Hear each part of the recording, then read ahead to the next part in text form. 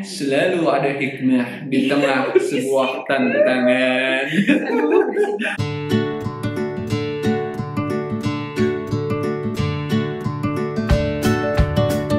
Hai Halo guys, balik lagi sama kita kita Akbar. and Halida.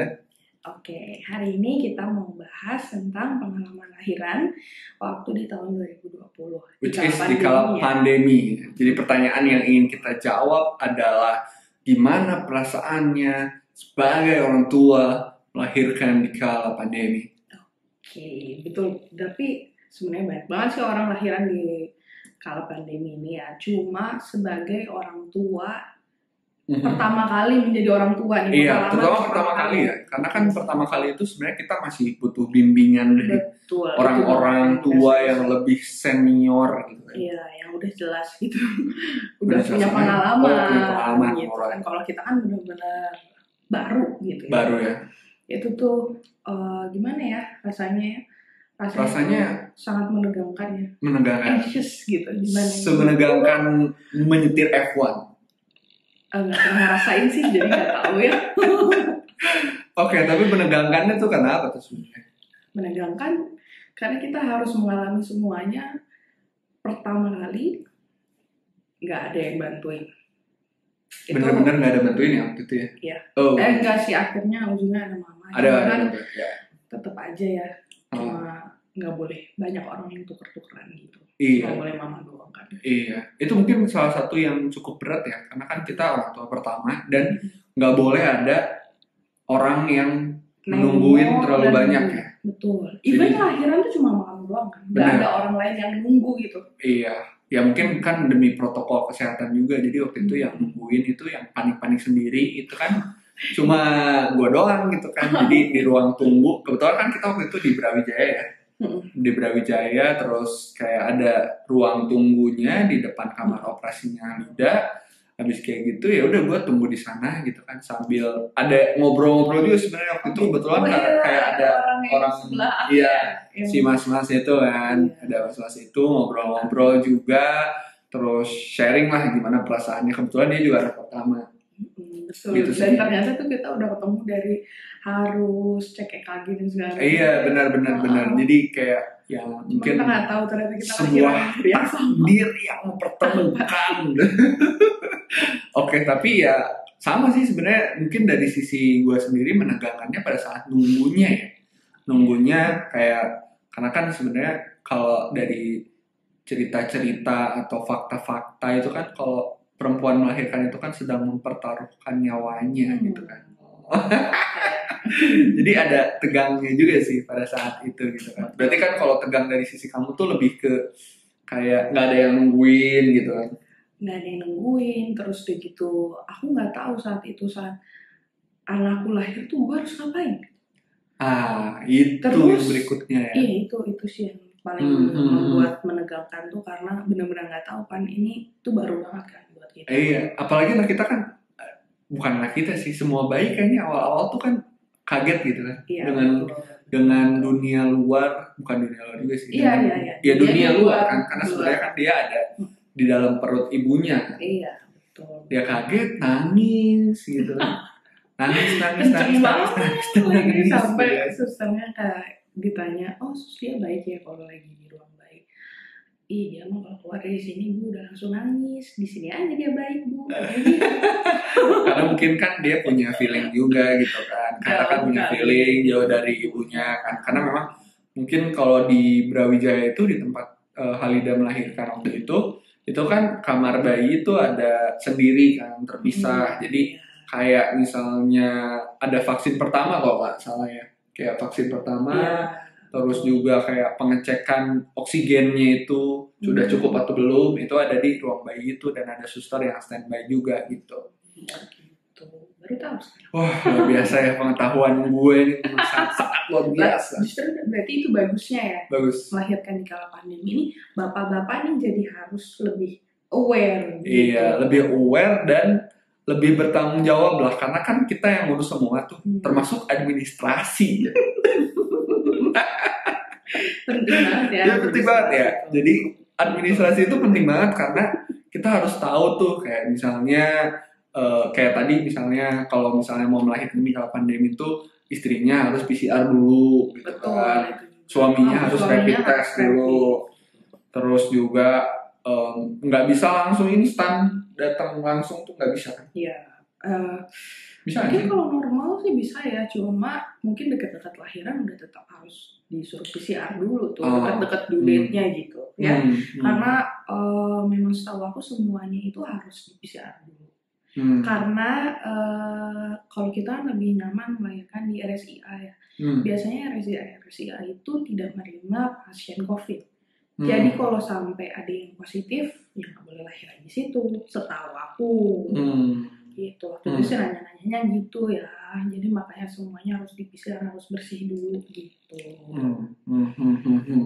Oke, ada feeling lain ya yang memenuhi hati dan pikiran pada saat itu.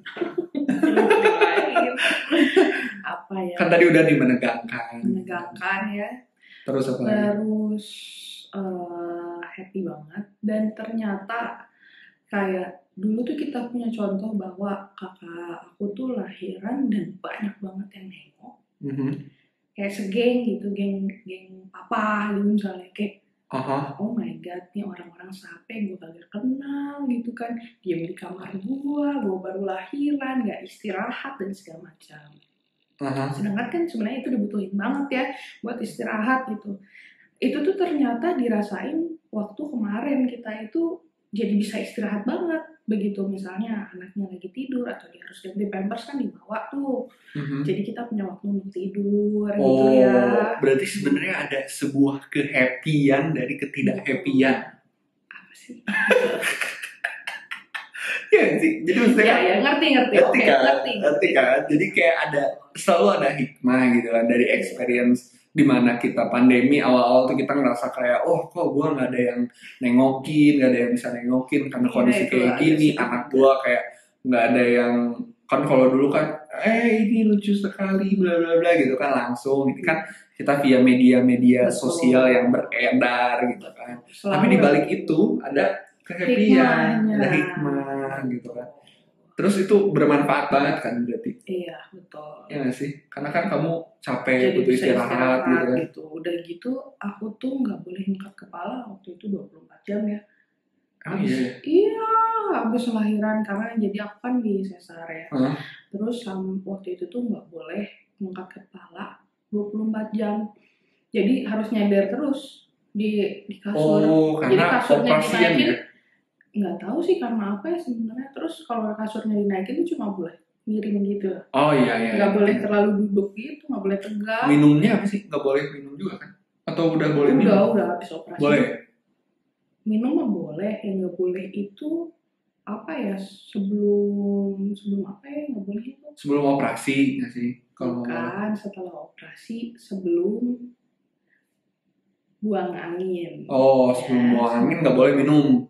Boleh. Boleh minum, nggak boleh makan ya? Iya. Jadi minum boleh nih. Tapi itu rasanya sakit ya sih? Wah. Setelahnya. Tapi ya ini tips untuk ibu-ibu yang lahiran dengan sesar. Jadi sekarang itu ada obat yang ditempel di sini. Kayak itu tuh sangat membantu banget. Karena itu bisa ngebandingin antara aku sama kakakku. Dia itu lahiran bisa sampai 2 minggu sakit banget. Dia juga sesar dulu. Terus mau berdiri tuh sakit banget bisa sampai 2 minggu. Aku tuh cuma 5 hari lah sakit kayak gitu ya. Setelah itu kan udah segala macam lah, udah harus ngapa-ngapain sendiri gitu. Dan pakai itu tuh sangat membantu banget, membuat jadi nggak terlalu sakit ya. Emang sakit sih tetap, cuma masih bisa berdiri gitu. Setelah 5 hari itu. Oke, berarti suatu obat yang ditempel. Dan hari kedua tuh aku udah belajar berdiri sih sebenarnya. Alright, apa namanya tuh? Obat apa ya? Aduh, lupa. Pokoknya mungkin kalau kita nggak tahu, kalian mungkin bisa tanya ke dokter objeknya ya. Betul. Karena waktu itu juga Halida kayak kalau salah minta juga kan. Iya, kita minta sih karena udah tahu ada obat itu. Iya, benar. Gitu. Oke, berarti secara kesimpulannya melahirkan di tengah pandemi ini menegangkan, tapi di sisi lain kita banyak hikmahnya juga ya. Iya. Kayak tadi kamu bisa istirahat, kita juga bisa menikmati momen-momen awal kelahiran dengan lebih baik Iya, gitu kan. betul. Atau ada apa lagi nih hikmah-hikmah yang bisa diambil? Ya kita jadi lebih punya banyak bonding time aja sih sama anak pas pertama kali dia lahiran ya. Karena mungkin kalau misalnya dengan kondisi normal itu kita malah jadi banyak orang yang mau megang anaknya dan segala macam. Mungkin itu juga menambahkan concernnya karena sebenarnya orang tua pun suka takut gitu kalau misalnya udah digendong-gendong sama orang dari luar dan segala macam kan, kita nggak tahu mereka lagi sehat atau enggak, mereka udah bersih atau enggak tangannya dan segala macam kan. Jadi baiknya juga kita jadi nggak less worry dengan nggak harus mikirin itu gitu ya kan. Alright. Very good conversation, guys. Oke lah. Oke, itu aja pengalaman kita selama melahirkan ya kemarin, pengalaman melahirkan di kala pandemi. Jadi kalian harus tetap semangat juga kalau misalnya melahirkan di kala pandemi ya. Betul. Pokoknya di antara semua ketidakenakan itu ternyata banyak kok hikmahnya. Selalu ada hikmah di tengah sebuah tantangan. Alright, itu aja dulu dari Akbar dan Halida. Halida. Sampai ketemu lagi. Bye-bye.